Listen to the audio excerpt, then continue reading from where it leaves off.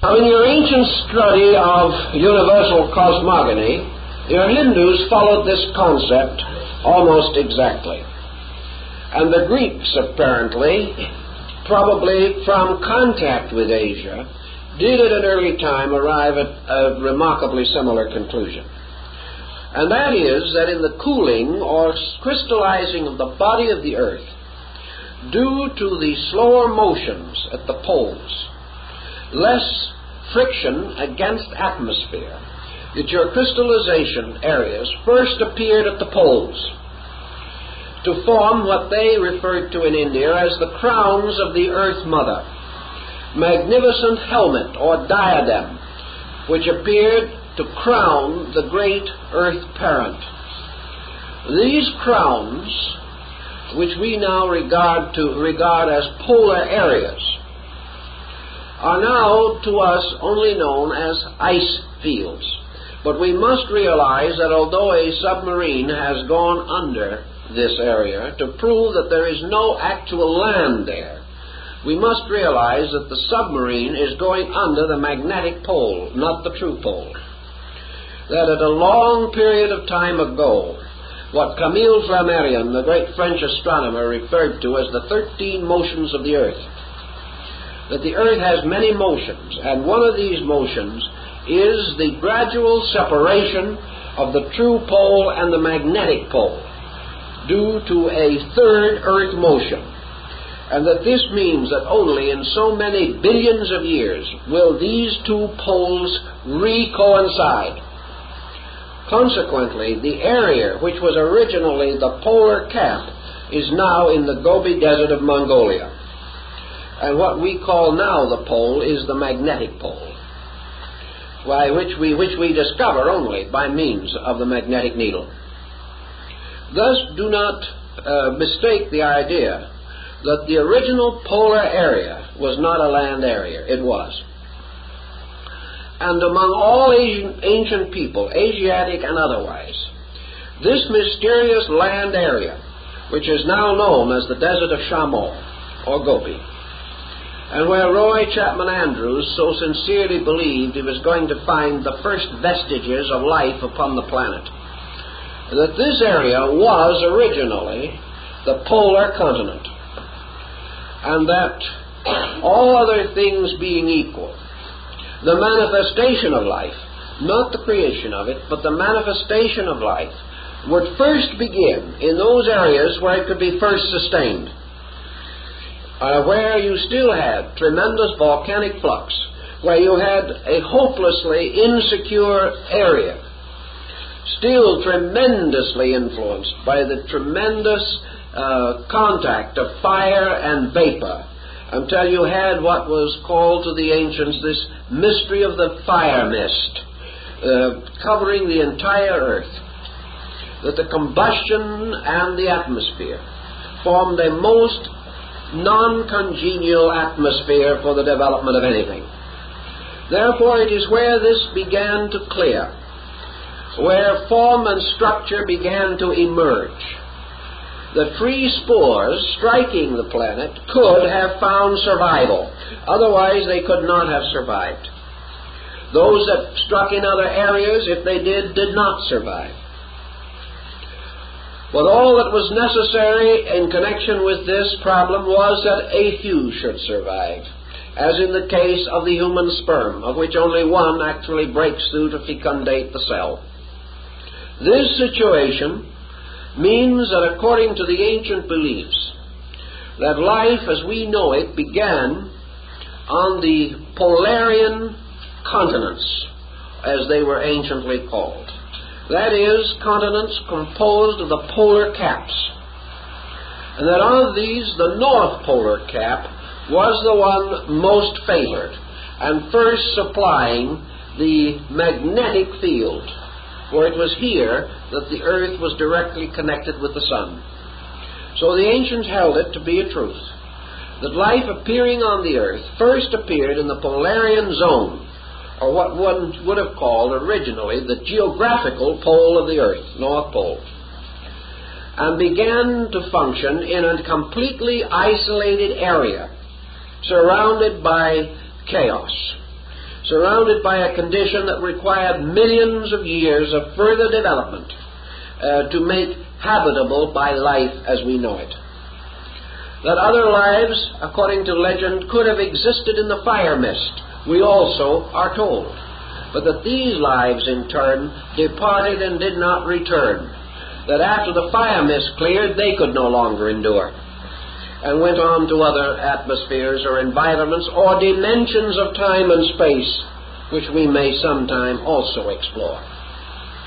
But the Polarian development resulted in the gradual creeping southward of habitable land area, perhaps in the beginning extending itself almost like fingers down into the combustion. Little by little, the combustion area moved southward, or rather perhaps was overcast by solid surface moving southward, until the fires of Vulcan were encased and enclosed, and only the great volcanic vents of ancient legend remained.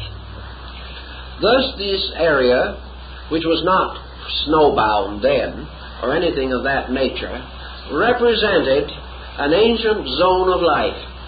How long it was before this area was snowbound, we do not know. But assuming the approximate zone which would now correspond with the band of the Gobi Desert and other areas, but which may now be frigid. We know, for example, that when the Yukon breaks up in the spring and vast amounts of ice come down the Yukon, and also breaking off of ancient glaciers and so forth, slip down into the sea at various points. For all your living glaciers move, and the ones which do not move are referred to as dead. But moving or living glaciers are forever breaking off and causing icebergs and other similar structure. But frequently, these great glacial masses are filled with frozen tropical vegetation. The types of vegetation that you would normally expect in a climate more like Hawaii or Tahiti than anything we have in those areas. Some years ago in mining in the northern part of Alaska, about as far north, not the farthest north, but as far north as Fairbanks, or even a little further north, miners drilling found red dirt coming up out of the pits. After this red dirt had had a little opportunity in the outside air, it was proved to not be dirt at all, but that as it melted, that it was the flesh of an animal, frozen solid. So they proceeded to dig out a very excellent old mastodon that at some remote time had been frozen in the deepest freeze in history. This animal, after having been thawed out, was in sufficiently good condition for some of the miners to try a steak or two. We are also not informed as to how digestible this was. But in the stomach of this frozen animal was a partly digested meal of tropical ferns. Now we can't just talk this off. There has to be an explanation for it. And this explanation follows rather closely into the general belief of ancient peoples, including the very ones that Roy Chapman Andrews talked to, and who influenced his search in the Gobi area for various remains.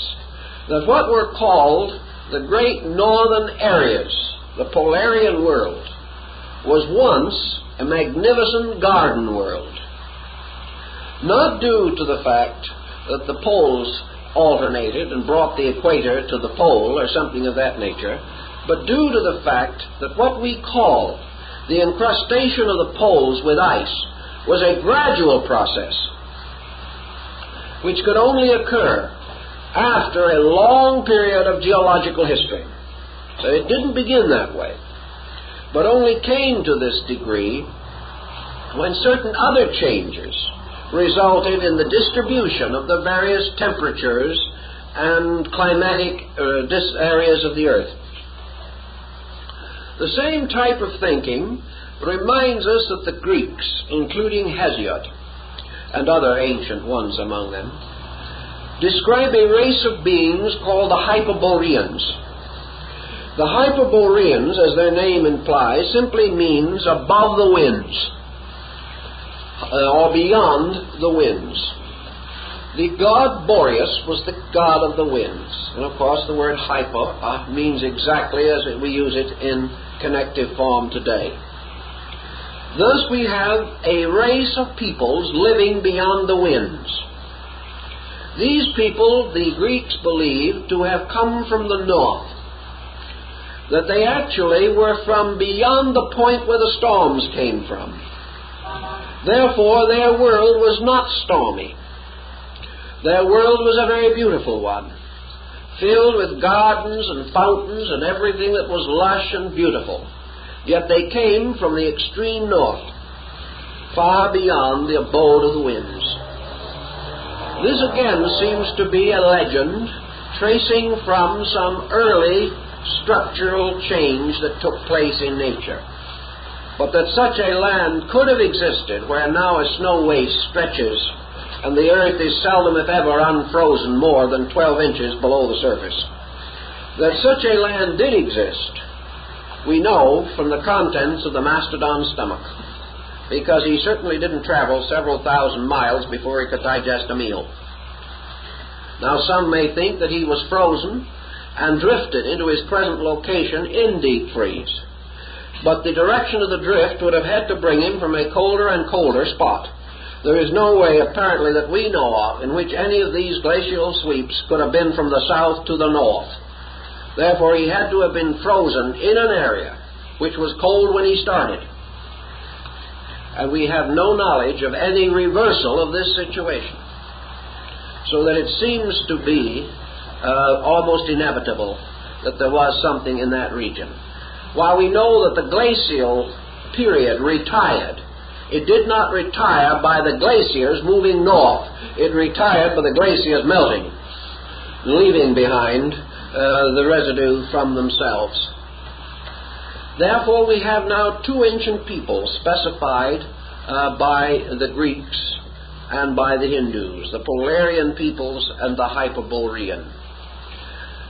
Now, such a distribution, as we have mentioned, probably did not limit itself to the human race or anything resembling it. It was probably part of the old legend of a paradise. In your old rabbinical lore, we find a differentiation between the term paradise and Eden. In some ancient accounts, Eden is regarded as existing in one of the corners of paradise. Sometimes the order is reversed, but they are not identical. And it would appear that what the ancients were trying to tell us is that there was some kind of an ethereal world in which the garden of beauty existed, and that also there was a primordial paradise of some kind on earth that perhaps plays back to the legends of the Golden Age, that plays back to the infancy of man.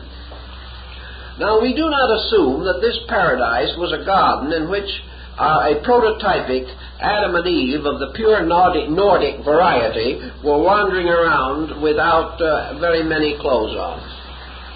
This paradise was in all probability a lush area in nature, a riot of life forms, gradually developing, and that it in all probabilities contained archetypally most of the forms of life that have since developed and distributed themselves around the earth. That they may well have moved downward, slowly over periods of millions of years, following the lines of earth crystallization, taking by degrees what land came into existence, encroaching as wild growth encroaches on a deserted city, encroaching upon the uninhabitable, until finally it was able to inhabit all of it. This creeping of growth is one of the most common things we notice in nature. cut out an opening in the clearing, in the jungle. Leave it, and in a month it is gone. Nature has closed over it again. You take machetes and you go down into the dry, thin jungle of Central America. The dry, bushy jungle of Yucatan. Only 10, 12, maybe 20 feet high at most. You take a machete and you cut a path through it, 6 feet wide and a mile long. And by the time you reach the end of the mile, there is no trace of the beginning of the path you cut. Everything closes in. And you cannot even find your way out again. You can say it's easy, just follow the cut-off branches. You can't even find them. It has happened time and time again. All this happens by nature moving, and nature at the poles moving downward, relentlessly, with every available inch of land that could support them. The same thing you see in Sicily, where you see life growing as near as it dares to grow to the very edge of the volcanic fields of Etna. You will find lava pool bubbling and a foot and a half away a little plant trying to live. The moment this earth becomes capable, life moves into it.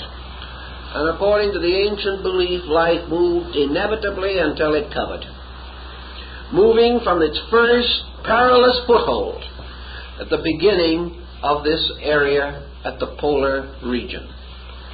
Here also, if this differentiation took place as we understand it, we can understand why it was held or believed that in the dawn of things, in that once upon a time land, which precedes all history and all serious accounts of everything, that the gods came down from their own exalted and mysterious abodes and took up their thrones upon this ancient land, that this was their first homeland on the earth.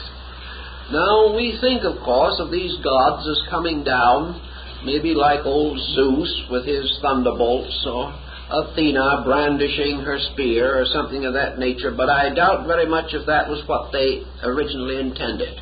I think what they meant was that the gods were these overorders of life, that in their pure and radiant state dwelt in the spheres of light above and beyond matter, but that these are the gods that descended and became man-formed, or took upon themselves matter, thus descending into the shadows, descending into the darkness, and bestowing the orders of intelligence and consciousness according to the plan governing this procedure. That the gods truly took form and dwelt among us, and actually they were us. That we in some mysterious way are part of that great order that moved in upon the ancient polar region of the earth. In your Indian mythology and in other mythologies, your great mountain Samuru, or the original archetypal Kailasa, the great mountain of the gods, was in the magnetic atmosphere above the northern pole of the earth. Here also was the sacred, mysterious Shambhala, the Chang Shambhala of the north, of the Tibetan Buddhists, and even of the Chinese Buddhists. Here was the imperishable land, the motherland, the place where all things are born and the place where all things will die. Here is the great route of the pilgrimage, which leads around the world and back again to the black sand of Gobi. It was a strange, almost fatalistic belief, reminding us of the great cycle of the Volsung in Nordic mythology. But these people firmly believed that this was true.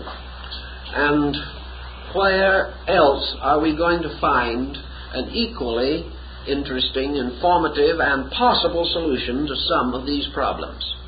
For a long time we have suspected that humanity did come from Asia, particularly from that area of Asia, which is north of India and south of Siberia. We have also had for a long time the conviction that man did not travel alone, that life moved with him. For at that time man was part of this life. and to visible minds and to visible eyes, did they exist, there would be no difference between man and other forms of life. He would not be noticeably different. He might not even be a leader, because very often those creatures with potential leadership are sluggards in the early degrees of their growth, because they have too much potential work to accomplish. Their life is more complicated than creatures that mature more easily. Therefore, growth is slower. And as in the case of man, who, as in his childhood, is the most helpless of the animals. Also in this situation, assuming the possibility that all these creatures move together, we begin to wonder a little bit how the various forms of life developed. And here the beginning of environment can be traced. And we can perceive how environment and what we term heredity could have had a marked influence upon the shaping of the early world. We know, for example, that the environment of this first world was very different from ours. We know that the light of the sun as we see it today was unknown, because the entire field of the planet was one mass of gases and mists and humidities through which light as we know it would not pass. Therefore, this was a world of the twilight, a world of almost impenetrable gloom. Under such conditions, you would have in these early manifestations very little of color. You would also have very little of sensory perception, as we know it. We know the ancient Tibetan song about this, that in the beginning these creatures had hard bones that softened and soft bones that hardened. A kind of a strange contradiction in itself, but in a wonderful way summing up the whole mystery of evolution from our way of looking at it. These creatures probably had very few sense perceptions such as we understand. And of course they undoubtedly began as one or monocell organisms. Their methods of generation are unknown, but we assume by recapitulating backwards through what is known that in the beginning these forms must have been of increasing duration. Duration, or existence, has always been one of the primary factors in the so-called growth of things. Duration, therefore, meant that probably these forms of life were wiped out almost immediately. And in that way, many of them perished utterly.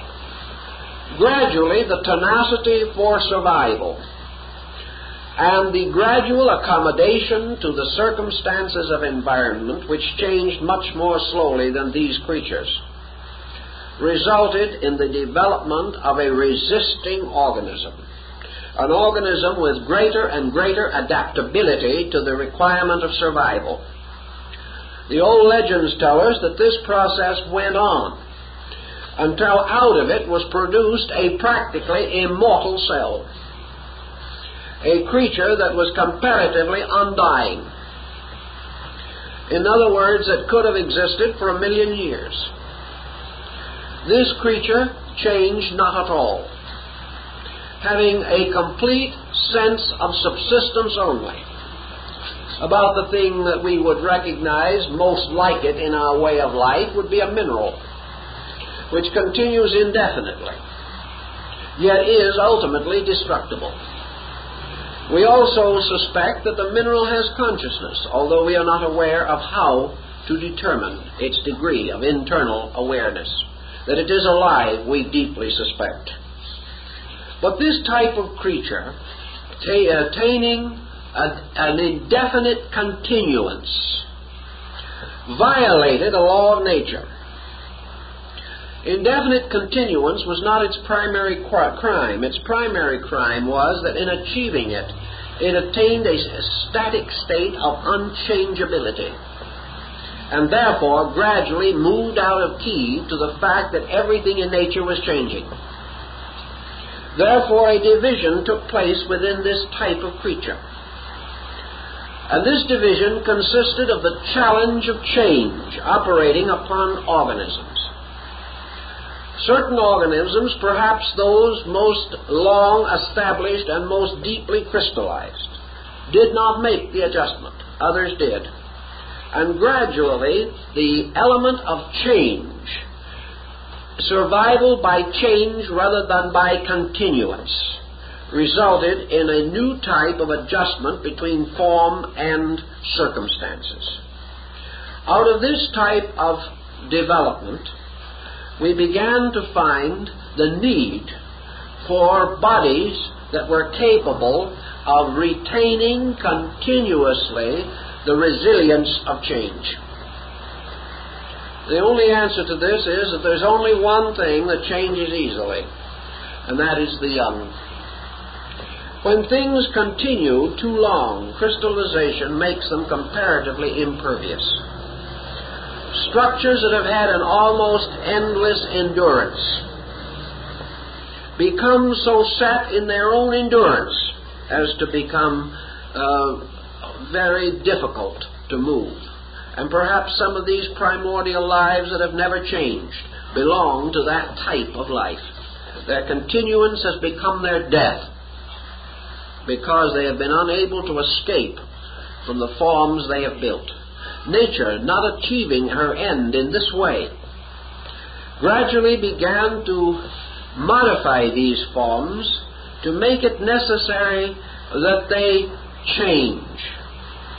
And the modification consisted in the gradual introduction of fission, in which a separation took place within organisms, and reproduction was by kind of division.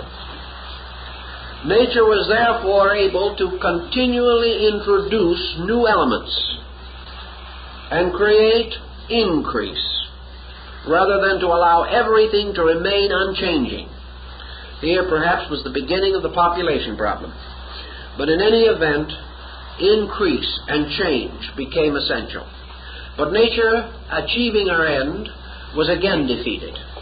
Having developed the concept of fission for reproduction, this fission continued until division brought life down to so minute a structure that it was gradually lost to objectivity, because there was no growth of the divided parts. These divided parts simply divided and continued to divide, and still continue to divide. And perhaps in this process of infinite division, we have the origin of the minute microorganistic life that we know today. Nature was therefore compelled to move in again. And in this type of motion, she bestowed the power of the divided part to equal the original, introducing now the element of growth, by means of which each of the divided parts of the cell gained the full estate of the total cell, producing two complete organisms, where there had been previously only one organism.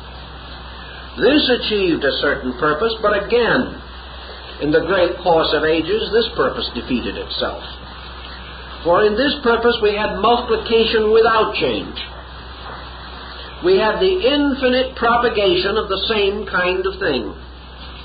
Theoretically, could this have gone on forever, like some plasmic growth under laboratory technique, we could ultimately fill the world with these cells, but there would still be no essential change in them. Now, all these processes are described in ancient writings in a rather allegorical way. They are described very often as sort of experiments in a universal laboratory. And they are also taught in the form of kinds of life that have existed in the dawn of time and then vanished away forever, as in the fantastic Chaldean history of Berosus. Here we have all this wild fantasy of generations. Nature, continuing on its way, was then found itself in the need to develop structures not only capable of infinite survival, But in the course of survival, the specialization and differentiation of powers, of faculties. And nature accomplished this through the gradual diffusion of all available energy resources throughout these total organisms. So we have our original monocellular creature, which is to differentiate into almost any form of life that we know now. We have it a kind of common ground. Hypothetically and symbolically, it is a sphere. Although this sphere might be flattened out by circumstances, it had the archetypal general design of what we would call a raw egg. It had a central nucleus surrounded by a protoplasmic field. It had other elements within itself also, but these two are the ones which we hear the most about in old thinking. Now, our amoebic progenitor, like the amoeba of today, has comparative lack of organic structure, but this does not prevent it from playing many parts in its time. It is in a way one of the most universal geniuses of all creation. A man becoming proud or overbearing in his conceit should really study the amoeba. It is a most humiliating experience. He suddenly discovers that an amoeba does not have to have a stomach. It's all stomach. And then by changing its mind, it is no stomach. A most convenient state of affairs. If it gets tired of being a stomach, it becomes feet. It is Proteus-like, capable of being all things to itself. Whatever it needs to be at the moment, that it is. It has no mouth because every part of its surface is a mouth. And when there is nothing in the mouth, there isn't any mouth, most convenient. Also, it has no brain. As far as we can tell, it has no nervous system. But every part of itself is acutely aware. Therefore, if any danger approaches any part of the amoeba, it is equally aware of it. With man, he can have a pretty serious injury to his foot before the impulse reaches his brain. Not so with the amoeba. He is completely sufficient to his own requirements. His body becomes foot-like, therefore called pseudopods. When he wants to travel, he doesn't have to hire a car or buy a ticket in something. All he has to do is move into himself. He just pushes a part of himself in front of himself and then moves the rest of himself into it. He wears out no shoes and has no troubles of that nature. All he has to do to travel is decide where he's going and gather himself around that point, and he's there. Now, in all probabilities, he is telling us really a very ancient archetypal story. He is telling us, perhaps, of the common field of sensory perception, from which all sensory perception specialization, as we know it, originated. Within him, perhaps, is the core of the possibility of experiencing. And gradually, out of this core, the infinite diversity of specialized experience occurs. In him we have, perhaps, the dawning of function. And with the dawning of function, the dawning of need.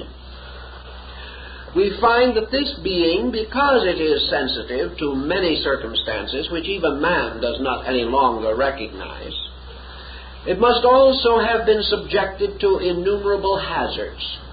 These hazards, in turn, requiring continually increasing adaptability for survival. So way back in those early days, we see the common creature whose various specializations we are going to trace in other forms of life. So perhaps our primordial beginning of man and of beast, of bird and of fish and of reptile, was this egg-like structure that was capable of being all that should ever come from it. Perhaps the outer membrane of this mysterious egg which the ancients held with such sacredness in practically every religion that we know. Perhaps this outer membrane was to become truly the outer part of man. Perhaps his skin, perhaps the whole of his epidermis belongs to this ancient structure, infinitely refined, modified, and changed. Perhaps his arms and his legs moved from this structure. But one thing we also gain from our ancient friends, and for which we have certain physical evidence today also, namely that man's sensory perceptions, as we now know them, were comparatively useless at the beginning, because the world of things to be sensed was comparatively non-existent. We know that the fish in the deep caves of Kentucky are blind because there is nothing to see, and that it is light and something to see that causes eyes. Yet these eyes are not merely the productions of things to see. They are the results of the seed of the capacity for that sensory perception being present on the inside. And we know that man's eyes came not from the surface inward, but came from the brain outward, originating within man as the necessity for them developed.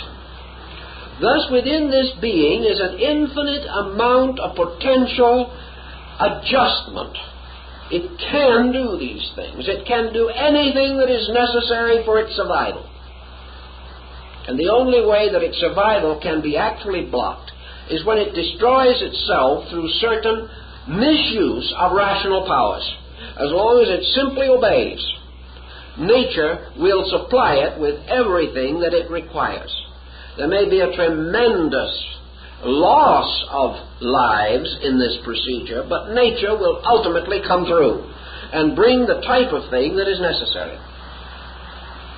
So primordial man, not having the kind of world that we know, had his sensory perceptions, for the most part, locked within him.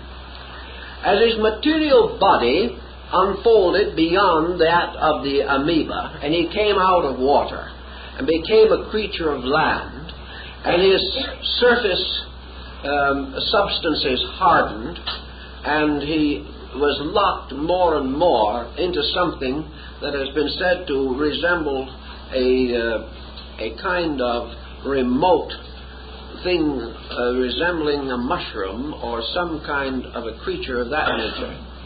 These faculties locked within him. The ancients said, what did this mean? Did it mean that he lacked contact with anything? And the opinion was, for the most part, that what we term this area of potential function locked within him, the rudiments which were to become sensory perceptions, the rudiments which were also to become emotion and mind, what Buddha calls this machine of the six senses, the aggregates of which become involved in the creation of the objective personality, that all of this rested in a common sensory organ that was the first to appear, and according to modern thinking may be among the first things to appear even in the embryo. And that was a central eye, which was not a sight eye as we know it, but an area of sensitivity. And that this area of sensitivity was later to become what we call the pineal gland, the mysterious ductless gland in the brain, the function of which is not yet very well known, and which we assume might possibly atrophy without serious loss, but which does not, and yet which we know to be composed of the same basic substances and materials as the optic nerve. This peculiar central organ of sight was not an organ of sight at that time as we know it. It must have been an organ of sensitivity, an organ which, as in certain primitive horned toads and in small fish in the Australasian area, still have a membrane over a rudimentary eye. And this membrane apparently is of such quality that light and darkness reactions may still be functioning within this eye, although visibility as we know it would not be. It is assumed that in these horned toads and fishes, the third eye is still an organ of light-dark recognition. To our ancient forebears, this eye, which was called, of course, the all-seeing eye, or the eye of the mysteries, constituted in primitive man a link with a universe of causation. That man lived at that time in a kind of dream world. His body he was not really aware of, and he wasn't missing too much. It was a pretty helpless little mass of comparatively shapeless protoplasmic putty. What he was aware of, however, was a universe of energies around him. He was still inwardly aware of his own existence. He was aware of himself as a being apart from body. And he had at least a limited sensory perception remaining of the causal world from which he had descended, or of the substances of which his psychic life was composed. This causal internal life awareness proceeded on with him until, as we are told in the old Hindu records, a gradual change began to take place. And that change was that this being, with the inward faculty awake, began to experience the phenomenon of going to sleep and dreaming that it was a bit of putty, dreaming that it was this protoplasm. It would periodically awake and rejoice that it was not this protoplasm, and be very thankful that this was only a bad dream. Perhaps. We don't know how thankful it was, but this is our general symbolic thinking as the ancients have told it to us. Until finally, in the course of time, the dream took over. And little by little, the being became the thing it dreamed it was. It sank to sleep into the dream of being a little bit of putty. And putty became real, and everything else gradually disappeared. And the life of that being suddenly began to struggle in this putty. It found itself no longer remembering its own origin, but gradually feeling its way into existence like an unborn or newborn creature, struggling to understand something, and struggling to understand a world far less organized than ours. Now that the being should dream of being a body and then awaken and be a soul and continue this until the roles were transferred is not so different from our present state, except the parts are exchanged. Man, living now in the material world and are oriented here, dreams that he lives in a better world. He dreams that he lives in a spiritual universe where wonderful and beautiful things can happen to him. Then he has extrasensory perception experiences, and this world becomes more and more real, and the material world becomes less and less real. Who knows? 1 million years from now? 5 minutes from now? 10 million years from now? The dream may be reversed, and man will suddenly realize, once again, that his dream life is the real life, insofar as that dream life is better than the one he is living. If it is not, it is only an hallucination. But if it is a true life, someday he will dream, and maybe he won't wake up again into matter, but will find the dream is the reality. This is the kind of thing that the legends tell us about, and it offers a wonderful world of looking through a looking glass like Alice and wondering what's on the other side. Actually, man continuing in his struggle, it is said that the knowledge of the universal pattern, the knowledge of everything, by which he was consciously able to mold his own prospective body from the outside, his careful nurturing of these forms, so that they might sometime be a home for him. He was building them. gradually the role was reversed. Little by little, he went to sleep. He drank the waters of Lethe, and suddenly he woke up in this tiny, cramped little house with the first sensitivity perhaps to light and darkness, the feeling of fire close to him, the shudder of this organism trying to escape destruction, and finally, over great periods of time, this shudder, this struggle, resulting in the power to move. Little by little, all of the faculties of survival, which were locked within him, were drawn into manifestation. By degrees, the inner sight, which he had lost, was compensated for by the growth of outer sight. And he began to see his world, and he began to struggle against his world. And in these periods also, according to the ancient accounts, there were terrible struggles of life. This was the time of prehistoric creatures. And this, we are told, is the day when there were giants upon the earth. And they fought and struggled like the titans of Greek mythology, and life destroyed life, and form devoured form.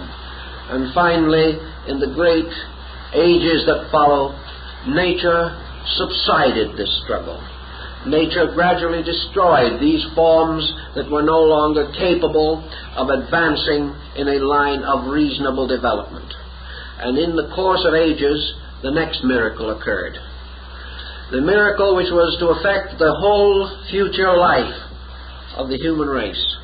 And that was the gradual individualization of the power of mind. Now, mind is a very extraordinary thing, and Besorus tells us, and the ancients are of that opinion, that mind requires more of life for its maintenance than the body does. It also requires a kind of essence drawn out of all physical things to sustain the brain, through the instrument of which this mind is going to function. Therefore, the development of brain-mind relationships immediately produced an effect. The ancient legends of the mindless, who went to sleep in the dark of the dawn and never woke again. The mindless perished when the mind came, because that which was mindless could not survive against mind. But mind had many parts and divisions to it. Recent researches in the last 25 or 30 years in India, for example, have indicated on a scientific level that there is no reason to think that a carrot doesn't have a mind. We are not accustomed to it, and we hate to think that we are grinding up a mind for our salad. But actually, we have no proof that the carrot does not think or feel. Placed upon delicate electrical measuring instruments that measures minute energy impulses, a carrot approached by the point of a sharp instrument will draw back before that point touches it. The drawing back is so slight that we could never see it. But it tells us that it's quite conceivable that that carrot, like everything else, wants to live. It's an amazing thing. We haven't thought of living in a universe of life. We have thought of being alive in a universe of things that do not matter. And this has been a basic mistake for which we must sometime find a proper solution. But we know that mind was not limited entirely to man. Other creatures began to develop it. And most of the phenomena that we see around us today, even in the lesser kingdoms, the magnificence of motion, of color, of coordination, of instinct, sensory perceptions, in which many animals greatly excel ourselves, all of these are partial or dawnal developments of mind in various forms and various conditions. But out of these things rose man as mind. And the moment he began to toy with mind, he found that his other energies were no longer as important to him as he thought they were going to be. The need for the energy for the brain processes and to fulfill the innumerable area of activities which the brain consistently and continuously released resulted in the major modification in the form of man. The age of primitive giants, of monsters, and of prehistoric animals passed in limbo, because brain required the energy that had previously formed these chaotic bodies. The great prehistoric mammal, with an enormous body and an insignificant brain, did not survive. Forms reduced in size gradually integrated more closely and began to develop purposefully and specially only such instruments and such powers as were useful or necessary in the unfoldment of the mental life of the individual. This was true of most of the so-called advanced animals. In fact, all animals as we know them now. As this continued to proceed, we find another important situation arising. Studies of primitive life reveal to us that with almost certainty the primordial forms of life were hermaphroditic. They were creatures, male-female, or positive-negative in their own structure. Small examples of this type of life still survive in nature as normal creatures. Undoubtedly, in the beginning, reproduction was of this nature. The development, however, of the psychic, mental, and emotional polarities seem to have resulted in the need for the division of the reproductive power of man, so that gradually the energies required to sustain generation and mentation were divided. And this division resulted in polarized life. Now, it was with the establishment of polarized life based upon the activity of a mental agent functioning within the unfolding organism, which was gradually building a symbolic structure appropriate to the expression of its internal requirements and intentions, that we have the dawn of man as we recognize him today. And in this dawn of man we have what the ancient peoples referred to as the Lemurian being. The Lemurian being actually passing from a pre-Adamite to an Adamite condition by the division of its reproductive polarity and the establishment within itself of the cerebrospinal nervous system. From that time on, the story of man is the story of his growth. It is the story of the continuous unfolding of the powers, principles, and energies within him. And of course that is to be the subject of further discussion. And now that we've gotten him to this elegant condition of existence, I think we'll let him rest there until next week.